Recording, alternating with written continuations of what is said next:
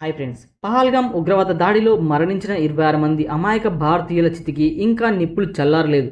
ఇంతలో సింధు జలాల ఒప్పందాన్ని ఉల్లంఘించడంతో సహా భారత్ తీసుకున్న 5 పెద్ద నిర్ణయాలు పాకిస్తాన్ అంతటా తీవ్ర దుమారం రేపాయి.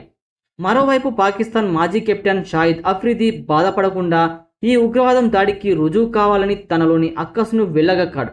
ఎలాంటి ఆధారాలు లేకుండానే భారత్ పాకిస్తాన్ను నిందిస్తుందని అఫ్రిది ఆరోపించాడు. పాకిస్తాన్పై చేసిన ఆరోపణలకు భారత్ ఆధారాలు అందించాలని అఫ్రిది డిమాండ్ చేశాడు. ఇక భారత్ ఈ వైఖరి దురదృష్టకరమని అన్నాడు.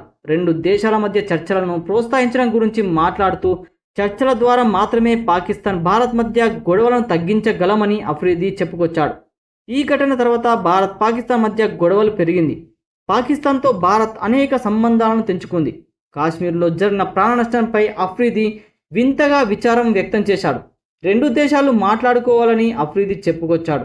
మన సమస్యలకు చర్చలే ఏకైక పరిష్కారమని, పోరాటం వల్ల ఎటువంటి ప్రయోజనం ఉండదని చెప్పుకొచ్చాడు. అయితే పహల్గామ్లో జరిగిన దాడి తర్వాత భారత్ పాకిస్తాన్ మధ్య గొడవలు పెరిగాయి.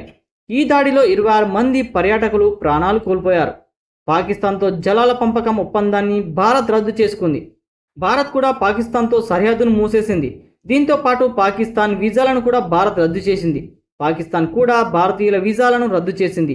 అదే సమయంలో సింధు నది నీటిని భారత్ ఆపేస్తే దానిని యుద్ధ చర్యగా పరిగణిస్తామని పాకిస్తాన్ హెచ్చరిక జారీ చేసింది. అయితే ఐక్యరాజ్య సమితి నిర్వహించే ప్రజాభిప్రాయ సేకరణకు సంబంధించిన తన హామీని భారత్ ఇంకా నెరవేర్చలేదు. ఆధారాలు లేకుండా భారత్ పాకిస్తాన్పై ఆరోపణలు చేయకూడదని అఫ్రిది అన్నాడు. ఇరు దేశాల మధ్య చర్చల ద్వారా సమస్యలను పరిష్కరించుకోవాలని ఆయన చెప్పుకొచ్చాడు.